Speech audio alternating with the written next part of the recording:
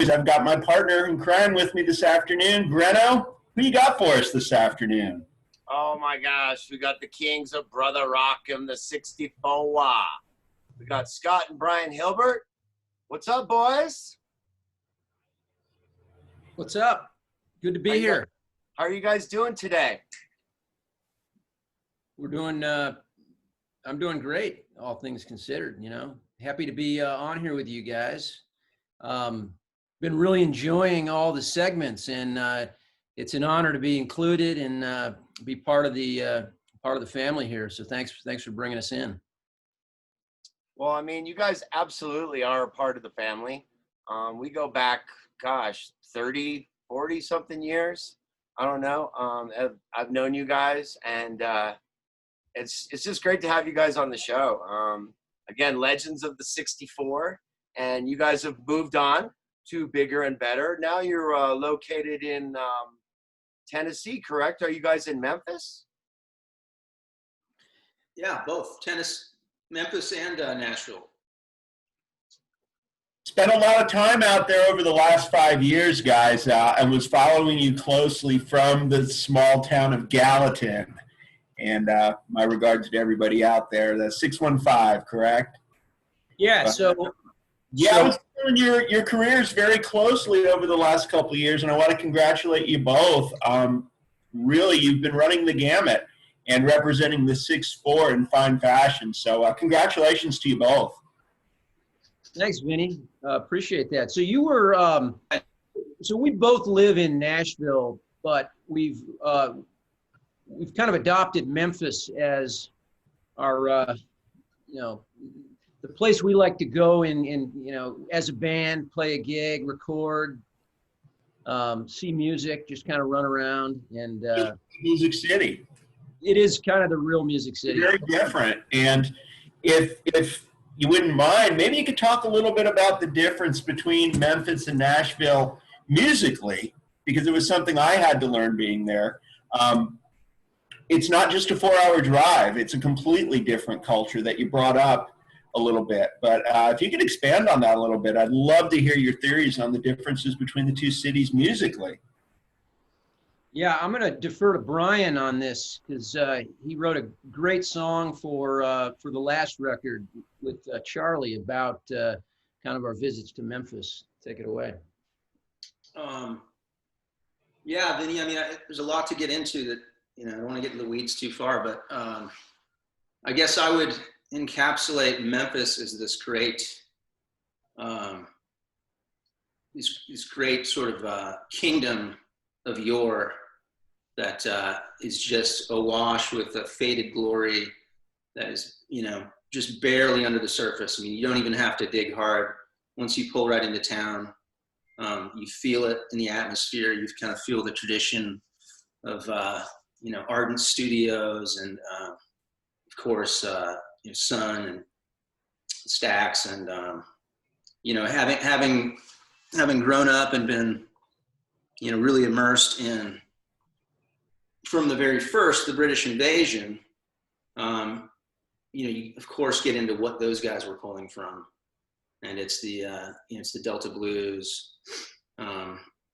It's just a great tradition that takes us through into the late 60s, early 70s, when Alex Chilton and those boys, Chris Bell, were really just like taking it up a notch in terms of taking this gem, all of this information that's in their blood from growing up, and filtering it through their Anglophilia, which I think, speaking for Scott and myself, and I think for Chris and Shay too. Shay, of course, who is from Memphis. He is he's our man on the ground there. I think that just opens it up. It's so fascinating to unpeel all of the layers of, you know, where the Brits and the Anglophiles were sort of taking this cross-reference and making something amazing out of it. And Nashville, I'll let Scott talk about Nashville, but yeah, it's a different history, just a different tradition, definitely some overlap, but you know, Scott can speak to that a bit. Well, also, like Memphis, you keep finding more about Memphis and its influence. You know, back in the day, I mean, we've been listening to you guys talk to Tim Ellison and Chris and Rob. Oh, Fez, what's up, buddy? You know, talking about the influences on Outrage and the Nephews, and you guys were all into Love, into Arthur Lee, and I never got on that train until much later, but I remember it, and it's fascinating thinking about, you know, Love basically being from Memphis, right? Because I think Originally, yes. like Johnny and Arthur, you're absolutely right. Yeah. and for them to sort of reunite in LA, it's like a Stones, you know, like Dartford train to London thing. Like, oh man, Right. what have you been doing, mate? You know? Yeah. So it Very just true. Yeah. it gets richer and richer. And I think, you know, the other thing about Memphis is, you know, our mom, Nancy, she might be out there listening. She, yeah, What's up, Nancy? yeah, Nancy in the Hey, house. but just real quick, you guys, your mom is an amazing vocalist and musician, and so that's just to let people know it started from Mama Nancy. So Yeah, and she was a huge Elvis fan, and she was, yes, you know, just absolutely, you know, I mean, she was #1 fan. Went there when she was 16. Um, Years later took her there, not too long ago actually, for Thanksgiving. We did like a, you know, just to hit all this, you know, hit Graceland again, and Pilgrimage. yeah, pilgrimage, and so it's kind of like, you know, it crosses generations. It crosses all those, you know, the socioeconomic, the cultural, racial, you know, music vibe. I mean, it's all kind of can be found there, and I think that's one thing that's fascinating about it. And now switching over to Nashville, you know, Nashville is more of like, you know, the commerce music city. Taking nothing away from that, but it's more about the industry, and people love living here from other places because it's a real, you know, musician community, and there's industry here, and you can you know, you can be here, and you used to be able to make a living pre-COVID, but you know, I think people bring the influences here from where they came, and you know, that new Nashville stew is a little bit more about you know, kind of getting it out to as a you know, a widget, I guess now, as opposed to and people will say, oh, you know, Jimi Hendrix, Jefferson Street. There was a lot of rich history here, but you know, I don't think of it as, you know, it's just a little different than Memphis. We'll leave it at that. Sure. And I would agree 100% with what you shared with us, and I really appreciate it because I definitely have that insider view, having recently moved here from the 615. And as a matter of fact, I lived on Johnny Cash Boulevard. You know, I was 2 miles from the gravesite where he and June are buried, and not far from the house that burned down, which of course is owned by one of the Gibb brothers now. But yeah, the musical history is everywhere if you want to see it. We were 2 blocks literally from the TBN studios, where there's been a lot of iconic performances, to say nothing of the downtown area and what's going on. But you used a term, and I really want to applaud it because it's a great definition. It's commerce country there. And I think you hit the nail on the head. And it really sums up my 3 years there, I can tell you that. So thank you for sharing that with us. But how about some roots? Let's talk a little 6/4 because I'm a big fan of the early stuff, as you know. I like to traipse down memory lane, if you don't mind. So hey, talk about your 6/4 roots and a band that we loved called Blues by Five. Yeah, Blues by Five. Yeah, thanks for bringing that up. You know, that was, you know, I think our first gig was with Outrage. I can't remember if it was down by San Diego State or if it was in Poway. Might have been a house party, but you know, I was thinking about that kind of leading up to this conversation, and I think the first flyer we did was Fez, drew up this thing. He's like, "What's your band name?" And we're like, I don't know. We better ask Jason, our leader, what's our band name? And all of a sudden I see a flyer and Fez is, says, "Yeah, too late. I made you guys. I gave you a name. We were the Dalmatians." and he has this incredible 1966 poster with all of his his drawing, and there we are, the Dalmatians for and I think somehow we were able to evade that name quickly and became Blues by Five, and I'm sure it was an outrage Blues by Five double bill, don't you think? Oh, absolutely. And I mean, you guys, we always looked up to the nephews and stuff, but I remember you guys were one of the first local bands that I was like, these guys are good. Like, these guys are going to give us a run for our, these guys are, Duncan Millar on drums and Alex. I mean, you guys were tight. And Scotty with the guitar and the amazing harmonica playing, Scott, which I've always admired about you. Yeah, you guys kicked ass, and I was like a little bit, because when you're young like that, you obviously embrace it, and it's cool to see other good bands. But yeah, you guys were a little intimidating to the outrage camp in a good way. No. You guys, heck no. You guys were more together than us. I think you guys, Alistair and I had been playing, for a while, like kind of messing around, trying to get something started. What was kind of interesting was, I was friends with Alistair in middle school at Meadowbrook, and then Duncan was his little brother. I mean, Duncan back then, tiny, and it didn't seem like Duncan would be in our band because it just seemed like he was, everything is back. When you're that young, 2 years younger is like, seems like super young. Absolutely. And so we were getting our thing together, and it was Alistair and I both playing guitar, and then Guy Benson came into the picture. That's right. Guy didn't know, he didn't play anything, and we're so, well, why don't you play another guitar? We'll put you on second guitar. We'll get you up to speed. And then Alistair decides, well, I'm going to play bass. I'm done with guitar. So he takes his. This is a replica of Alistair's guitar when he was 15. Cynthia's mother drove us down to El Cajon Boulevard, one of those shops. It might have been Jim's House of Guitars, and we got our first legit guitar, and it was that. And Vinny, you have one of these Olympic white Strats, don't you? I absolutely do. Thanks for remembering. Sure, I have for years. It was borrowed. I had to give it back. Went without for a while, and very recently found another. Yeah, but there's just something about that cream-colored, 6-string Stratocaster that just does it for me.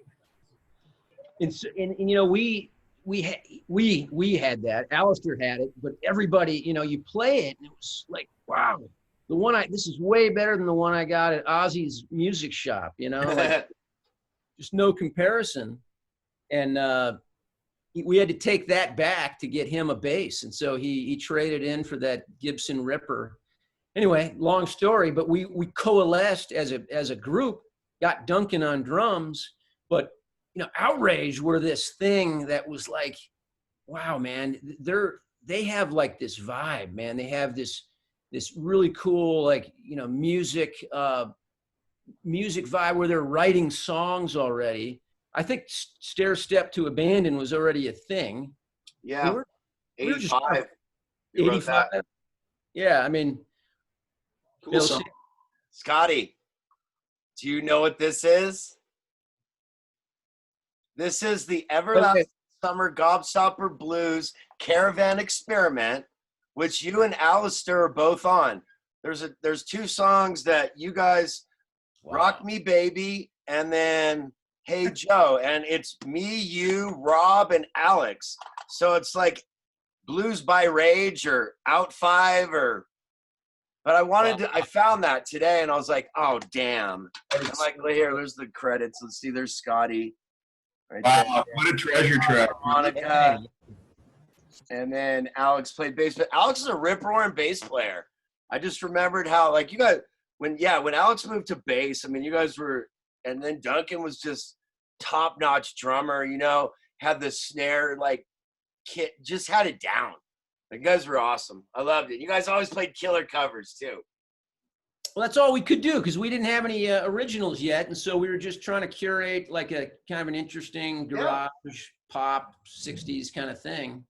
But we were really, you know, you guys writing tunes and just being such a creative force was inspiring, because it eventually, you know, we didn't have enough runway in that like 2 years of starting the band and then, like, you know, graduating high school and kind of splitting off a little bit to really get the original stuff together. But we were starting to, and we used to play, you know, at those scooter rally shows, like New Generation. Very well, yes. Yeah. Those were always great crowds, by the way. Yeah. Yeah, man. Bart Mendoza presents, right? Right. Fuck, we got to get him on the show. But hey, guys, so let's segue a little bit here. So you came into the picture musically. I know that you and Scotty are have some years apart. So how did you come into, like, playing music? Were you looking up to Big Brother? Were you, you know, I mean, I know you wanted to do your own thing and whatnot and find your own path, but kind of how did that coalesce? Yeah, so I was just going to say, you know, listening to Scott talk about the early blues about 5 days. Yeah. You know, just for their own amusement, they would pull me in for you know, the end of rehearsal, and they do Louie Louie, and I try to scratch out a vocal at, you know, age 6 or 7. Wow. Yeah, man.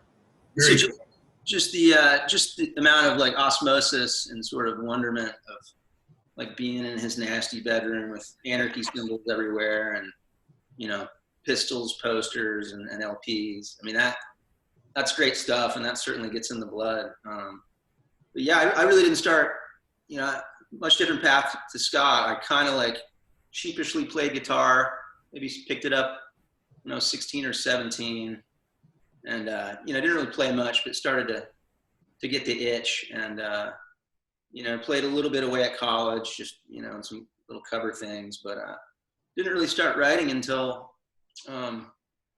after college. Would have been 2000, 2001. Moved up to Portland, Oregon, just without any real direction. And that's when, you know, I had a Tascam at that point, 4-track, that I still like to do demos on. And, you know, started, you know, I had always kept in touch with Scott and followed his bands in his San Francisco days. And Buckeye. Yeah. Imogene, Solomon, Buckeye. And, Yeah. And at some point, you know, felt emboldened enough to send a couple of little rough demos Scott's way. And he was in Pittsburgh at that point, and I was sort of literally working on the night shift with the forklift. All right. Yeah, I was driving a forklift in a warehouse by day, and you know, holed up in a depressed downtown Portland apartment in the evenings. You know, really getting into, like, Velvet Underground and listening to way too much Big Star Third, and that really set kind of the tenor for some of those early recordings. And anyway, Scott and I kept in touch, and that's how Ik Ben was born. Was me not really seeing much in the forklift stratosphere, and so I moved out to Pittsburgh, signed a 1-year contract in Pittsburgh. He sold it as you know, Ashley and I are going to be here another year, and we're thinking of pivoting to, like, Austin, Texas, or somewhere else. And so I thought I could do a 1-year free agency out in Pittsburgh. And so really we packed a lot into that 1 year of collaboration and basement recordings, and it really had what I would imagine a little bit of that Big Pink, you know, basement tape sort of spirit behind it. Yeah, I mean, I'll be honest, guys, when this thing came out, I was super impressed. Like, I didn't even know that you really played that much. Scotty, I mean, you know, we go back forever playing music together, and that's what made it so special to me. And like, oh my God, you guys still like, I was listening to this the other day. These songs are timeless, man. Ik Ben, like all the music that you guys create is amazing. This stuff is so dear to my heart though. It's like, because it does have that kind of 4-track essence, but it's still produced really well. It's still done in such a, like, the performances are really good. You know, like the last song, Well Timed Rain, is like one of my favorite songs of all time. I mean, I'm just being real. Like, I love the, and it's so nice because you guys are friends and family, but I really enjoy I'm just a true fan of the music. I just want you guys to know, yeah, when this came out, and then just like this picture of you guys chilling on the couch. Where's this, by the way?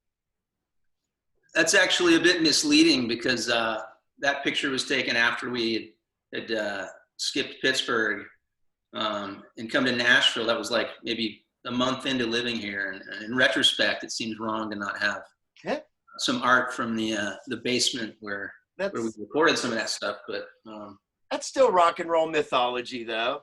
But people, check out, they've got All Rights Reserved Records. It's on Bandcamp. We'll talk about all these. We have so many releases and things to go through with you guys. We're not going to be able to do this in one show, right, Vinny? There's just no way. All the things. And then also, you know, Vinny and Scotty, I mean, the Rolling Stones is in the DNA so deeply. But we have so much to cover. But yeah, I just wanted to let you guys know. And then you guys followed it up with another EP and then an album. So if you guys want to go into any of those experiences, I know the album was a totally different experience, right? You recorded that at a studio, correct? Yeah. So there's a pretty clear lineage between, you know, Ik Ben from the Red EP to the Orange, then to the Green record. Yep. And so kind of like, those are sort of brother-sister EPs, and then you have this one was the third, and it's green. Hey, we're going with a color scheme thing, right? Great packaging too, by the way, fellas. Wow, brilliant.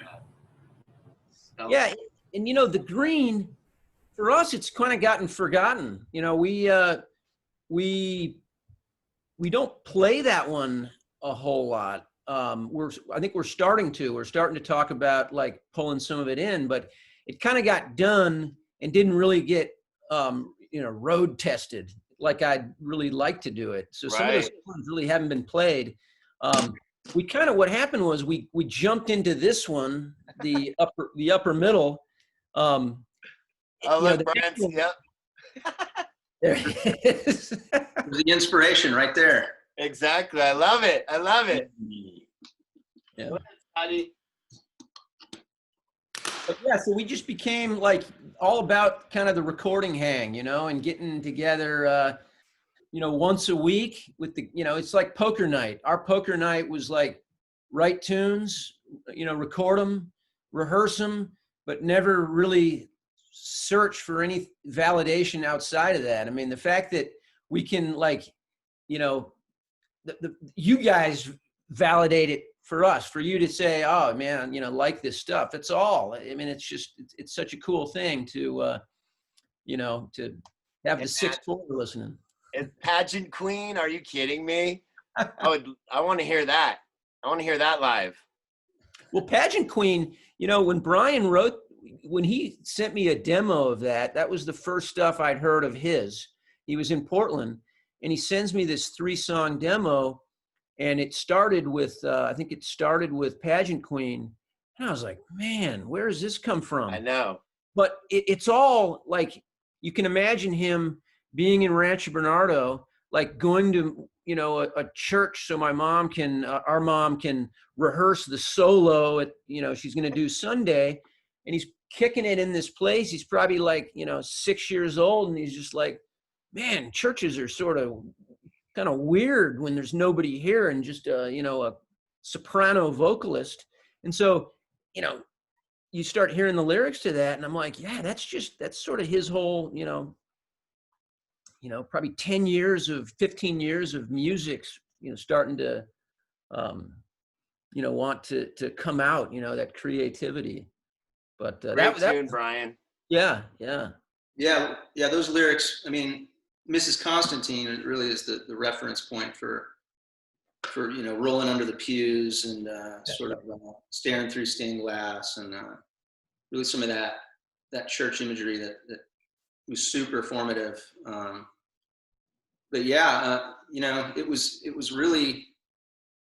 intimidating in a way to like even be sending Scott songs, because it's like, dude, he's been doing it since I was, you know, a wee lad, and there wasn't any sense of like competition. It was just more of like, oh man, I don't know if I'd share this with anybody, and certainly not somebody who's, you know, got chops. But yeah, I think it was just, you know, it's one of those things, perfect storm of like opportunity, you know, both of us being in transitional places. You know, Scott with a wife and, you know, a baby boy, and I just, you know, kind of in that post-college doldrum of, man, if I don't do this, like, you know, what else am I going to do? So it was a real roll of the dice, but also, you know, sort of a safe thing that you're going to like hang out with family. And so it was just perfect. And yeah, I think moving down here after recording those songs in Pittsburgh on the Red EP was a real, I don't know that would have been able to do it if we hadn't had that real sort of sense of confidence and self-assuredness, not as like, oh man, we've done this thing that is going to be super marketable and sell, but just something that we really believed in from a song standpoint, especially from a vibe and a performance standpoint. Yeah. And it allowed us to come down here and sort of, I think, have an early sense of identity, and not come down here and be like, whoa, we're getting pulled this way and that way, and like, you know, trying to fit this style or that style. I think that was a really important marker. Yeah, you know, in you guys use 4 tracks. I mean, Glenn, you it seems like you've the way you guys you mark on your liner notes on your Bandcamp page about like kind of how it was recorded and you know, who's on the tracks. I think the Nephews sort of do that too, where you can, like, the historic aspect of it. When we were kids, you know, going to Licorice Pizza and getting a new album, you bring it home, you spread it out on the floor, you crank side A, and you just study everything about it, and then you try to figure out like what's Bob Ludwig doing in Maine mastering records, like, you know, what? But it's like that 4-track stuff, you know, when you're the artist and you're recording it yourself, you get so close to like you're so immersed in the process that every decision is like an artistic, it's your intuition. It's maybe by accident, but it's like that is so close to the creation that, you know, when we were doing the Red EP, it was us doing it all and figuring out, hey, do you know how to play drums? Right. But I'll go try, you know, some, you know, rudimentary, but you get to that, you know, that essence. And then, you know, the flip side is going into like the new stuff. You know, it's like, oh, we tracked at Blackbird Studio A. We tracked at Brown Owl. The green one we did at Ocean Way. Yeah. And, you know, you're dealing with like Ocean Way. Yeah. And, you know, you're dealing with like people whose own handprints are going to be on it, how they want to mic something, how they're running, what their favorite plugins are. And you get so removed from it. And sometimes that's really cool and liberating. And the sounds are, you know, out of this world, typically in a big room where they're doing all that. But when you get so close to the process, you know, that's so rewarding, right? It's kind of like when you do your demos on your iPhone and then you try to like redo it a couple more times, you're like, man, I like the first one the best. Yeah. You know? Yep. So raw, and, you know. I like what Tom Waits says, there's no such thing as a demo. It's true though, really. Yeah. And what a great way to think about it, because Well, let me sometimes say it in a different. There's no such thing as a demo. Another San Diego person that gets really overlooked, honestly, as being, you know, like, oh yeah, he delivered pizzas. No, he's from El Cajon, and a vastly underrated songwriter, in my opinion. But yeah, thanks for bringing that up, Scotty. That's a very eloquently put. And just so you guys know, you are being treated to the Hylbert brothers here on Sunday Spin, brought to you by Anonymous Collective Music, the great folks at Grooves Music in San Francisco, the Sexy Boys in Colorado Springs, Brothers Ostro at What's Left Records, and hell, we're looking for record places to sponsor us. So if you want to, we'll do a little tour if you guys want. But yeah, we love you guys, and we're just having a great time. My boy Vinny G in the house, asking the great questions, the meaty stuff. And I know he's got another one for you guys. So we'll let him. I do, yeah. Thanks, Greno. No, and this comes from experience as well, guys. You know, I have a brother. My brother has a doctorate in music. He is Brother Rock. Right. Yeah, he's a professional musician. And, you know, Brian brought up very, very well.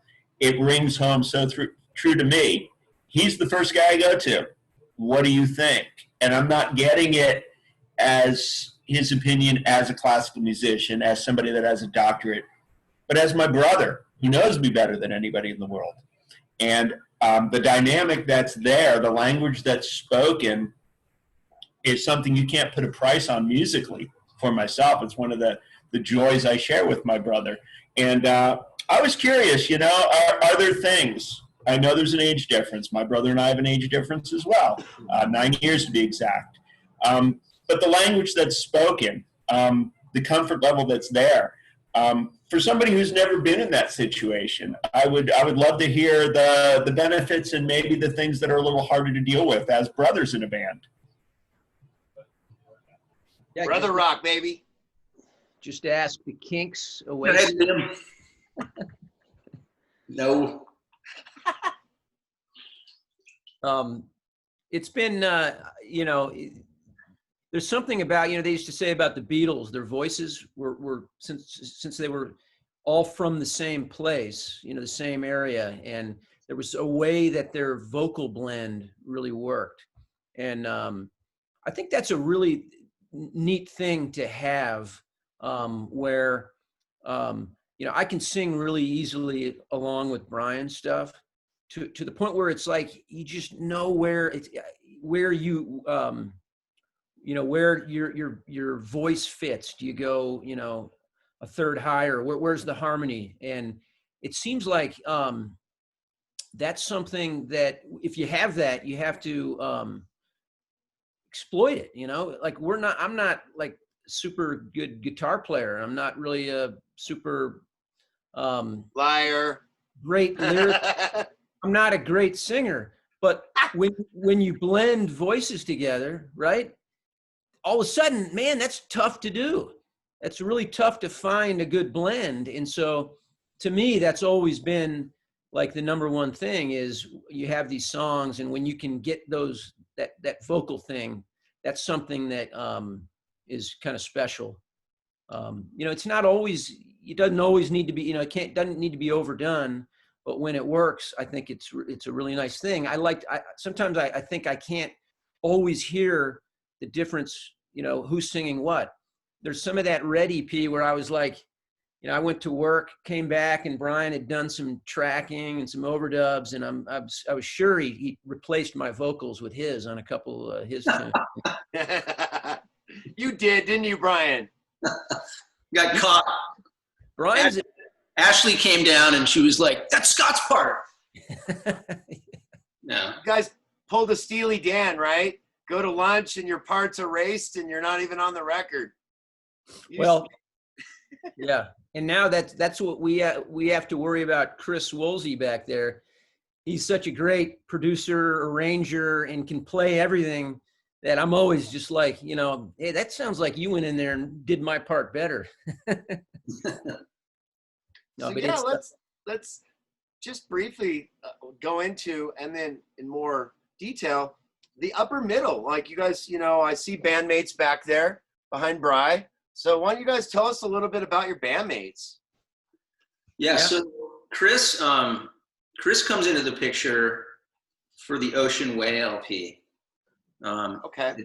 Had become friends with him over the preceding years, a few years. He moved here around the same time as us from Manhattan. And so his influence is certainly all over the Green album. You know, writing cool parts, the production. He's doing all the production on that. Doing a lot of overdubbing at home. He plays that incredible fuzz guitar on Scott's great track there, Signal. And that's where we really started to become tight with Chris, and it was just such a great fit. It was like a third brother had come out of the woodwork, speaking all the same language, all the same unspoken language, a lot of the same influences, but he also brought a lot of his own cool influences to us, and hopefully us to him. And so that's where, that's kind of the early beginnings of the upper middle. And once we get into the record Behind You, interesting to hear Scott talk about, like, I'm not a great singer, and I feel I know. I feel the exact same way. Like, break. it kind of felt like a band without a real, born to be lead singer. And then once we get to the upper middle, Charlie Degenhart comes into the picture. And here's a guy who's got an absolute, like, just drop dead, okay, that's a lead singer's voice. Just the power, the emotiveness, I think he's pretty famous for his enunciation. Charlie. That one, guys. Go ahead. You're good, Brian. What'd you get? Did you get the grape? Oh, you got the grape jam finish. Yes, sir. Oh, sexy, huh? Sweet. So it's interesting to A/B that first upper middle LP with that Big Ben LP, because things change quite dramatically when you do have this influence, this singer who's like really bringing a different angle. And Charlie comes from a different tradition. He comes from King of Prussia, Pennsylvania, the Phillies suburbs, and it was just really a lot of things coming together, like this burgeoning partnership with Chris, and then Charlie coming into the band, and he has a solo career of his own, and so it's fun to watch that transition, because even listening to it now, it gets real different. It's real fun. Yeah, I think just let me add something about Charlie. Like, yeah, so Charlie was here he was here a little before us, but also, a transplant, trying to find his scene. When we sort of met up, it was like, wow. Brian and I were going to play a gig in Indianapolis, and we were listening to Charlie's new EP the whole way. We called him. I don't think I think I had his number, and I just called him from the road. I was like, dude, this is fantastic. What's going on here? So he had done this record with George Marinelli, who is like the stonesiest, funkiest, guitar kind of, he's Bonnie Raitt's guitar player, and it's just such a great player in this sensibility that he brought to some of Charlie. I think they co-wrote some of the tunes. We were like, man, that is just fantastic. But he didn't have a band, and so each time he wanted to play, it was like, going to the family wash and trying to find a couple players. Like, hey man, who's in town? In 2 weeks. So we all started, playing on each other's stuff, and you got a showcase. Yeah, I'll play bass. Love to. And you get together and kind of back each other up, and then that just kind of merged into this upper middle with Chris. And it's great that Brian brought up the brother thing, because Chris is sort of he's my big brother, in the band.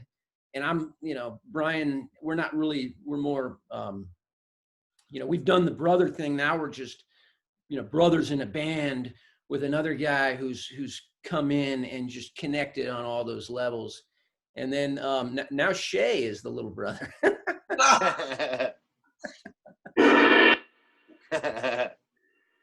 But yeah, I'll let Brian get back to that. He was on a good rant there. So what's this beast? This is the Yeah, brand, baby. right? Yeah. This is brand new, correct? Yo. All So right, this is- Preserved Records. Yeah, That's you can go to our site there. Videos. We've got a really cool surf video for you San Diego boys and girls. Yeah. A lot of cool vintage surf footage to go with one of our Awesome. singles from this one. But yeah, so this comes full circle from like, DIY basement recording stuff. Kind of the theme of the art here is you've got Blackbird, the world famous Blackbird Studios there, where we do a full week. I think it was last May before COVID May. We did a full week at Blackbird and got 5 songs out of that session. And then we did 3 right down the street at Brown Owl at Russ Long's place. Just shortly after that or shortly before that, I can't remember.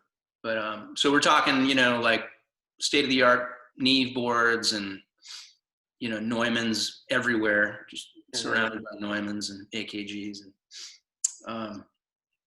and so really just classic recording techniques, but like the world's greatest power tools.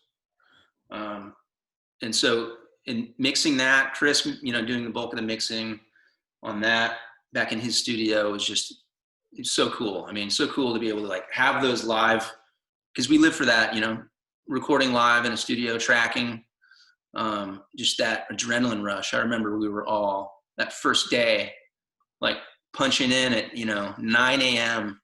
at one of the great recording studios, and sort of playing dress up in a way, but Yeah. took it really seriously. Like there was no fooling around. We each wanted to squeeze every drop of energy out of our time there, and it was really amazing to be able to do that, and then to be able to play with them on our own time back at Chris's place to do overdubs and Yeah, and also like the we were tracking in Studio A, and we were overdubbing in studios G through L. I mean, it was this compound, right? And so 2 days in Studio A, and then all of a sudden we're out of there. Hey, you guys are done there. You guys are now in here and here. They've got a central, storage for moving the tracks from one session to the next. I think in real time. Like, it's amazing. And so Brian and I got split up. We're doing vocals in 2 different studios on days 2 and 3 and doing overdubs. And we'd sort of meet for lunch, and it'd be, I'd be like, hey, Chris, Brian, what'd you guys do? Oh man, we did some cool stuff. What'd you do? I got busy on the Mellotron, man. I got this Mellotron, Hammond, and all this stuff is, happening, and it's like it's seamless. There's no more like, all right, waiting around for somebody to do an overdub. It's like you're working the whole time. All right, let's go percussion. What do you hear here? Meanwhile, the Kings of Leon are loading in Studio B with their thing, and you got all these other studios, cranking away. It is pretty exciting. It's probably worth mentioning, full disclosure. We're not paying. We don't have a budget for Studio A Blackbird recordings, so there's always kind of an angle, right?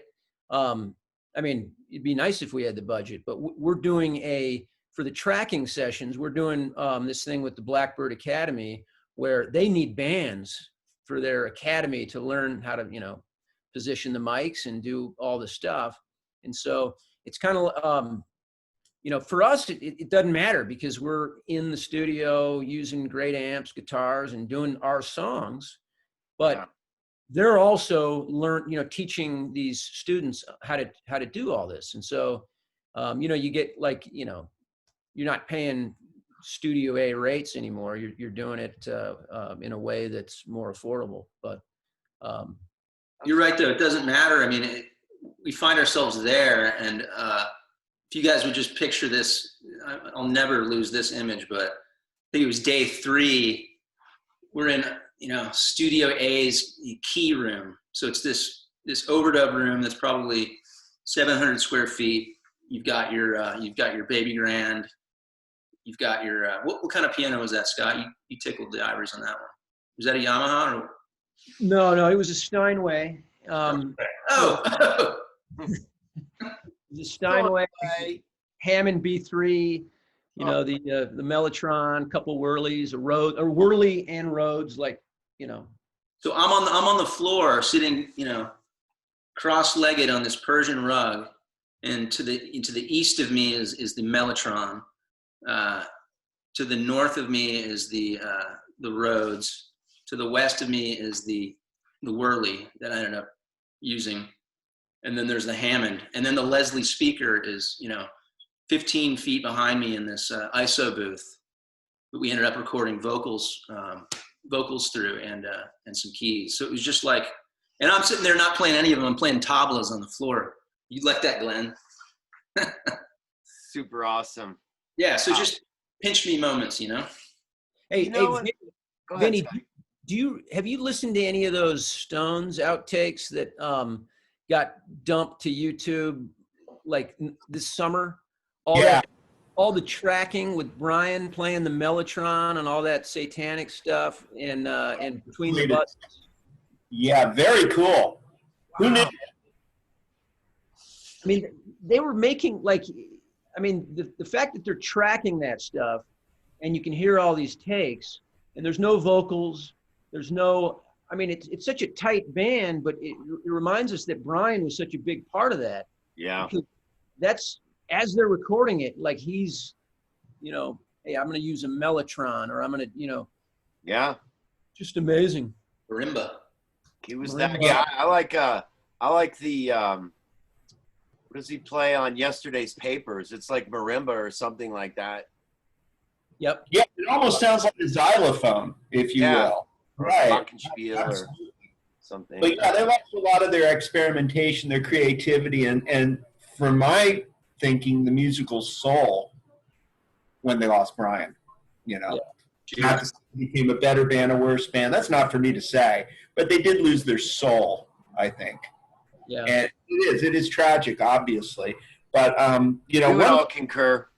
Yeah. One thing I do want to mention is I wanted to congratulate you on your book, Scott. Thank you.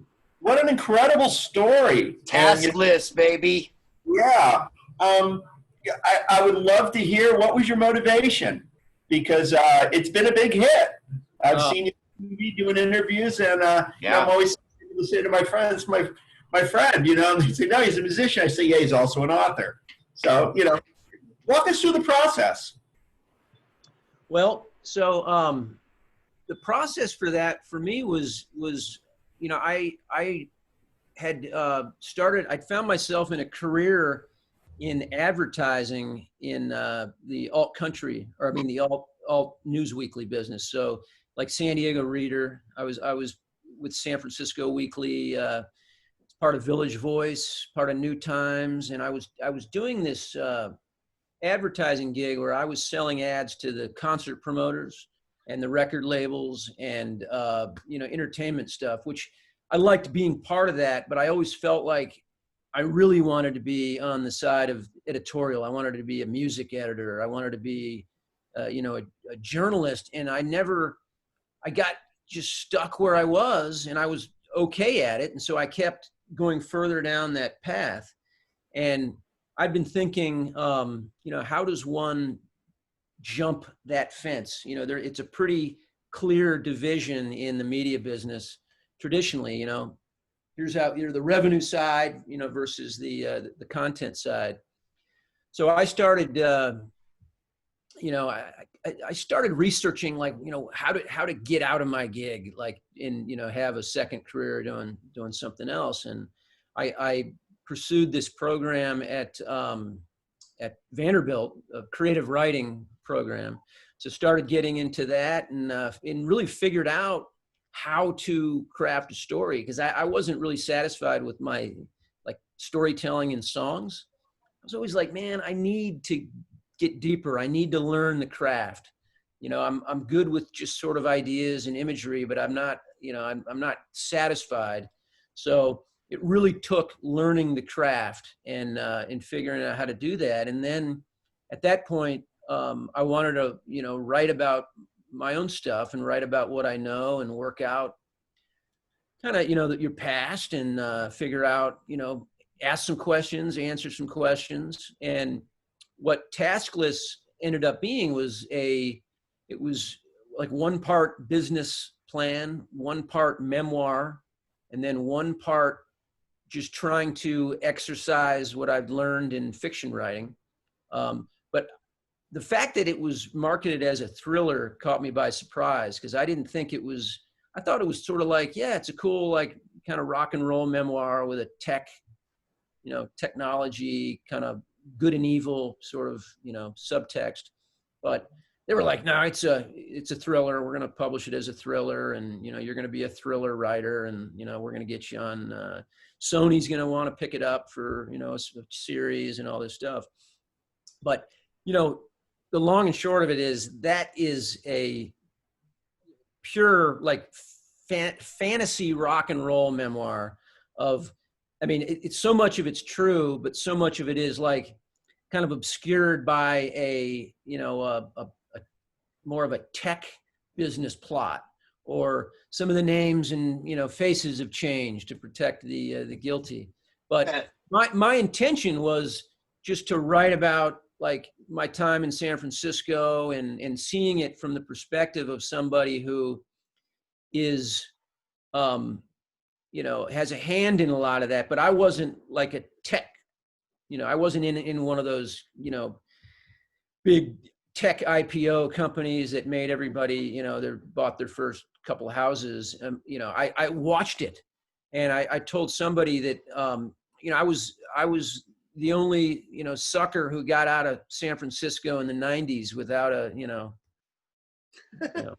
without a big liquidity event. You know, it was like around me, it was all happening. And then, you know, that was also the reason why I wanted to leave San Francisco, is because it just got too expensive and out of control. And, you know, it's, you know, it was a tough place to stay, you know. But thank you, Vinny, for, you know, mentioning the book, and I'm trying to. How can people find it?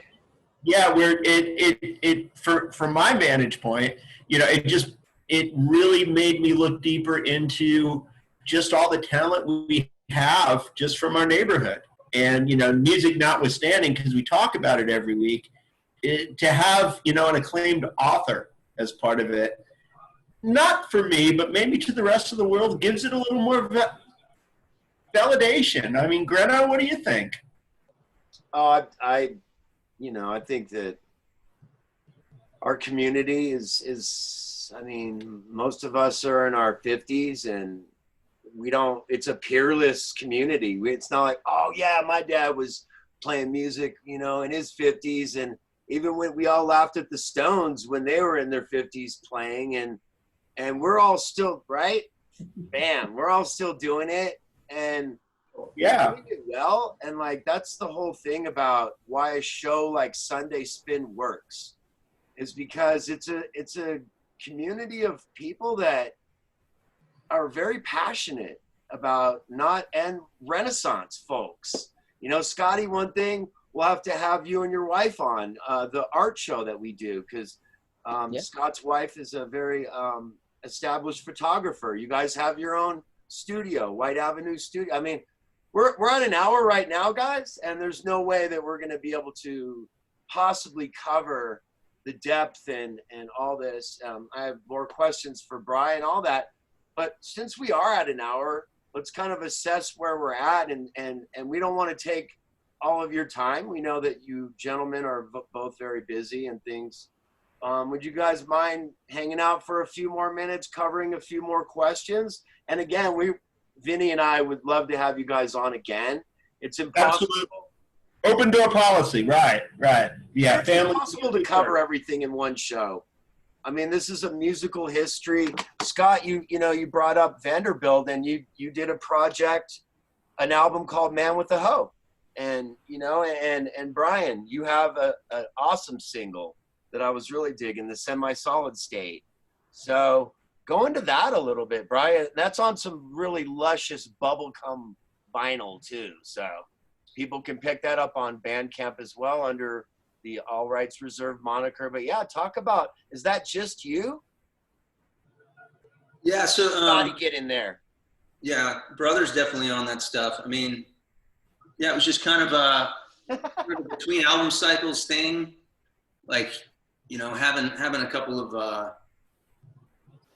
of notions to throw something out, and that's where the bloke alias came about. It was kind of like almost like a random name generator. Like, take your 4 biggest influences and see what comes out. So it was like, of course it was farcical, but like, I like to think of my biggest is Bach, and then Beck, and then maybe Bjork, and Blur, and what comes out, bloke, pulling from each tradition. But no, that's very much of the same family. I mean, that's Chris Woolsey playing and producing, and Scott. Scott's on some of the new stuff too that we just recorded last month, kind of a follow-up. And so the idea was to do an A-side.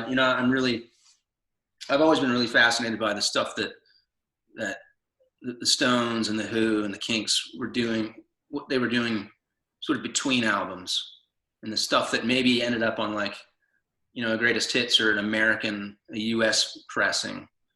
And so the idea was to do like an A-side, an original. And then we've always got all these obscure covers that we want to give some proper treatment. We were watching, I think it was either the Tim Ellison show or the Fez record, and you guys were talking about, I think maybe it was Rob saying he heard somebody playing Arnold Lane, and it was just like a game changer. And it's like, dude, we cover Arnold Lane like, these days regularly. Yeah. But yeah, so that's where that came from. And Long-Haired Lady, the B-side, is about as deep a cut into a genius's work as you can get. I mean, even on that Ram McCartney album, it's kind of forgotten. I listened to a 2-hour podcast from some local guys who are in a Beatles cover band here, and the only song they didn't even really mention was Long-Haired Lady, which totally made my day, because that's the song that's really sticks out to me when I hear that, because you've got this post-Beatles domestic bliss sort of vibe throughout that record. Exactly. Thank you. And you've got Paul and the lovely Linda all over that record. It's really a duo record, and myself with 2 young daughters and a lovely wife, that song really spoke to me, and it really it was important for me to give that song some cool treatment, and to even one up Sir Paul by getting my kids on it, not just the wife. So that's so cool, man. And Ram's such a fun record. It's like so many great songs on this. I mean, even the simplicity of Ram On is beautiful. The mandolin and all that. Yeah, it's a very happy album, and you can tell that Sir Paul is in a time of his life where he wanted to share that happiness, that he wanted to express it, and he came through his family. So, what a great cover. And it's nice to know that you're hopefully having the same feelings as McCartney did when it was released, because you deserve it. You both do. You've paid your dues. You're both very talented. You've been giving to your communities. I do wish you happiness. So it's great to hear. It really is. And congratulations. Thanks, man. Hell yeah. And Scotty, I want to go backtrack a little bit to the man with the hoe, because this is a project that I really didn't know that much about. Of all your music, you know, it's really one of the ones that I was least familiar with. I listened to it a few times, love it. And again, I just want to harken back to your harmonica playing, sir. It's magnificent. Oh, thank And you. it fits this, again, this is more of a country folk type of project that you can speak to, but again, it's fabulous, man. And Brian's on it too, and other members of the upper middle as well. So yeah, talk about that and the link with the event. Was that like a senior project or? Yeah, it was a capstone project, kind of a thesis that I put together, a musical and lyrical collaboration, and it was inspired by a lot of this the California literature, sort of turn of the century, Gilded Age. I read this book by Jack London that he wrote towards the end of his life. I mean, he died when he was 40. He was super young, but he was just he was writing for money. He talks about it, and that's so there was a lot of output. And then there's this somewhat forgotten novel called Valley of the Moon, which is kind of a neo hippie sort of back to the country. Leave the strife of the city, live off the land kind of idea. And in this book, there's the wife, the female lead is a ukulele player, and she's singing songs along the way, and learning from the Portuguese how they do crop rotation, and then hanging out with the Bohemians down in Carmel. And I was seeing all these lyrical pieces in there, and I was thinking, man, how has Bob Dylan not mined this for an album? And I decided I was going to put together some songs to fit these lyrics, and they were fragments, and so it would be like that fragment. Okay, I need to write the rest of it, and here's the music I'm feeling, and it was very folky, very basic, melody, and not a lot of changes, but try to keep it sort of campfire, keep it folky. Yeah. And it was super fun, man. I recorded that. Remember, Guy Benson from Blues by Five, he and Alistair still make a lot of great music in Washington, D.C., and they're still playing a lot and making records. Awesome. Yeah, and they're so Guy sent me his Pro Tools setup. He's like, I got a new setup, here's my I'm going to send you my old one. And so it's kind of like not really 4-track, but I was treating it the same way. I was figuring out how to do a basic Pro Tools, and I recorded the demos to that myself, again, being so close to it, not overthinking it, just like, here's how the song goes. This is, this guitar's in the left channel, this one's in the right, maybe a bass up the middle, some percussion. But ended up working in the studio with Roger Mutino on that, great locally based producer who's done a lot of great stuff. And he and I kind of holed up and fleshed it out, and had Brian came in, Chris Woolsey came in, but vibraphone, baby. Yeah, you played some vibes, right? Yeah. Brian. Yeah. Multi-instrumentalists. Jonesian. Brian, you guys are doing some string stuff on it too. Like one of you was on a bouzouki, and one was on a fiddle, and yeah, we tried some like pizzicato stuff that I'm not sure if it made the final mix or not, but yeah. Chris is pretty handy with banjos and fiddles and all kinds of stuff too. Yeah. So awesome. Hey, Vinny, I wanted to ask you, what kind of stuff are you doing now with your music? Did you guys collaborate on something? Glenn and I collaborate all the time. Yeah, the Mulligans, Stair Step to Abandon. Yep. So yeah, we got a version of that was still pumping. I heard that's the one on the Bandcamp, right?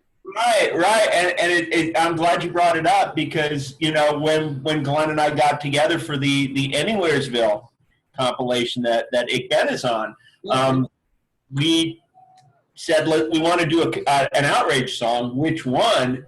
And I immediately picked Stair Step. It's it was my favorite era. Yeah, it's a fun song. It's that was a collab with Robbie Nefke. Shout out to Robbie and all the Outrage guys. We're gonna try and have some. What we should do is have an Outrage / Blues by Five reunion. And Bri, you're gonna have to be included because I know now that I never saw the footage, but now that I know you're doing Louie with them, that have to get involved. But we should do like maybe sometime around the holidays. That was something that Rob actually suggested that we could do. Again, it's so great to have you guys on the show. We'll definitely gonna have to have you guys on again to talk more. And I just want to say thanks so much for getting into the meat and potatoes. This was like a really intricate show. Like even we have the greatest of musicians just like yourselves on, and a lot of people just fanboy out, which is great. They geek out on records, and we can have a whole show just on that with you guys. But thanks for getting into like the detailed meat and potatoes of what you guys do. You've been doing music for so long. We didn't even get to Scott 76, which is another project that I absolutely adore. Scott, just so you know, the Mona Lisa song is my daughter Roxy. It's like her favorite song. Oh, thank you. Love it. I actually put it on a compilation. The family goes to Moab every year, and so I make every year I make a compilation, and they're always like, "Dad, is Mona Lisa on this one?" So fantastic song. But I just want to thank you both. Vinny and I are just so blessed to have you guys on the show, to know you. I want to give a special shout out to your mom as well. A person that I admire and have known for a super long amount of time. And just again, I know that, she inspired you guys to do great music. And show the upper middle. Show it again and again and again and again. You got the front, I got the back. So there's a lot of San Diego allusions and imagery throughout some of these tracks for you local folk. Look what I got too. I bet you don't have that. I got the sticker. Yes. Yeah, and so, Bob, Bob has always been a great supporter of your music and my music. My dad. Book, and he's just yeah, absolutely. Yeah, Scott, he loves the book. Again, like when Ickben first came out, he was on it before I was. And so I had to and then now of course, there's no way he's got the Ickben knowledge that I do. But I want to talk just right before we go, the song Fair Weather Friends. Like, damn, where did that come from? Yeah, good question. So Scott and I moved down here with the Ickben. I think we had just mastered it up in Pittsburgh, and drove down to Nashville and rented this little converted garage from an LA guy. I think he was like, what was his name? Lorne. Yeah, cool guy, bass player from LA. Lorne Rawl. And he's back in LA. He's a fantastic guy, and he's still doing a lot of touring when touring work is a thing. Okay. So his little so his property backed up literally to the Cumberland River. So Scott and I would we only lived there for a month or two while we were kind of finding our feet and getting jobs and stuff. But we had a little outdoor space that backed up to the muddy Cumberland. You'd have to scamper down a poison ivy laced hillside, which I learned the hard way. But I just remember kind of having that weird little D strum. It's sort of an odd, not seventh, but I'm not even technical enough to know what to call it. But that variation, and it was the first thing I really worked on when we came to town. Just those first few days of not knowing anybody, and I don't know if that leaks into the lyrics there, but probably more of a holdover of like Portland Depression, like Yeah. it's got some dark sort of imagery, but kind of has a, I think a sweetness to the vocal, and a sort of kind of a raunchy little, lead guitar thing that was Yeah. I have to admit was probably not through a vintage amp, but through a what was the modeler? Those Line 6 modelers. I think I cheated. The pod. The pod, yeah. The So, pod. yeah, glad you dig that one. That's one of those deep cuts that we rarely, if ever, have done live, and cool stuff. Yeah, it'd be fun to. I'd love to see a Ick Ben reunion someday. And if you guys ever need a drummer, I'm your boy. I know all these. I know all those songs. I mean, I know you guys have other people that could do it, but it would be an honor to even just do one song with you guys. Yeah, well, Scott, you should mention that we did a little something with Steve Barnett out here, right? What? Wow. BB! Another 6'4" legend. Well, there's kind of a story behind that. Several years ago, Alistair came out, aka Alex Millar, came out here from DC, and let's see, I think, I don't know if Guy was here, but Robert Quinn was living in the area back then, and so we. Somehow I knew Steve. I don't know if we'd seen Steve, but I knew Steve was in Memphis, and so I called Steve and said it'd be great if you came out and surprised these guys, and just show up and have a hang, and so we did that, and his code name was Bart Stevens. So we kept telling it, help. Our friend Bart Stevens is coming. We just got to keep an eye out for him. And so Bart Stevens became this thing. And then when our band went to Memphis the first time, we stayed with old Bart Stevens. He was living in this incredibly big, sharing this incredibly big midtown sort of mansion with some other roommates. And you can do that in Memphis, and he was playing, we saw his band play, and went to some crazy, bicycle festival. And so, yeah, bike exploitation. But yeah, so hooked up with him there, and, I think Steve's still out there playing in bands, still getting after it. Do you guys remember Fiction Rose? That was his Poway band with Mike Sangre. Yeah, I remember that. Yeah. And isn't Mike down in at Full Sail in Florida recording? He's I'm not sure. Yeah, and yeah, wasn't Carlos in that band too? Carlos Solomon. That I think that does ring a bell. Yeah. Yeah, the Fiction Rose. Alistair and Duncan still keep up with Mike. They're still in touch. That's awesome. Yeah. So yeah, we just want to give a shout out to all the 64s. Definitely. And you've been digging on Sunday Spin, a very, very special edition. We did the 1 o'clock Pacific today. We went over, but we never go over because there's content up and down this show. We love our guests. It's all about our guests.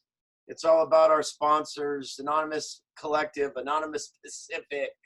We got Skeletons of Memory, What's Left Records, Colorado Springs, Sexy Man, Kevin Chanel, Grooves Records, San Francisco. Vinny, did I leave anything out? I don't think so, man. I think you covered it, brother. But yeah, my thanks too to the guys. It was long overdue. Thanks for sharing your memories. I'm definitely going to have you back, but thanks for the love. Keep doing what you're doing. Keep representing. We're always very proud of you both. Thanks, guys. Yeah, thank you guys so much. We're going to end the show with a little treat from the Scott 76. You've been watching the Sunday Spin. Oh, before we go, guys, let people know where we can get your music and your book. Absolutely. All Rights Reserved Records. There you go, Bri. There's your URL. I'm right there with you. And what about the Task List? Tattered Cover, Denver? Yeah, Tattered Cover did an event there. Warwick's in good old La Jolla, San Diego. Get it on Amazon. Oh. Whoa, what have we here? Ah. Oh, a band that's near and dear to mine and Vinny's heart. Look at these monkeys here. Bye, guys. Oh, I just want to let everyone know before we go that Bri came out with a chainsaw. And that was his appearance onto the show. There it is. Yeah. A little a la Michael Keaton in Mr. Mom. So, but yeah, what a fantastic show. It was a blockbuster, baby. So just so folks can know, we'll have it up on, it's live on YouTube right now. We'll also have an archive version up on YouTube, Facebook, Sunday Spin page. So love and kisses to everybody. Stay happy, stay positive. Listen to records and listen to a lot of upper middle and ick band because they're awesome. And Hey. check out Bloke as well. And thanks, guys. You guys are doing awesome. We love this program, Thank and you. it's great hearing what everybody's up to. I'm so proud of hearing about Fez and Chris hanging out with David Aguilar. Woo! And Tim rocking with Music Machine. I was gonna say we didn't mention Music Machine. Thank you for that. I think every episode we've mentioned Music Machine and we gotta mention Brother Rock 2 Red Cross. We love you. We're gonna have them on the show eventually as well. But yes, hats off to Brothers Rock.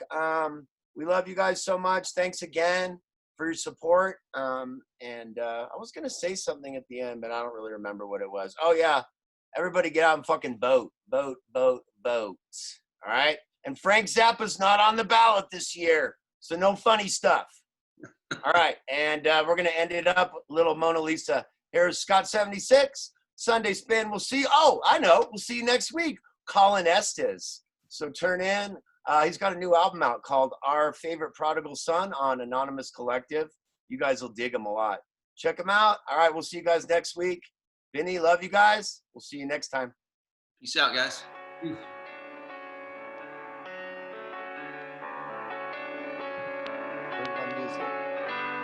Oh yeah, that piano intro.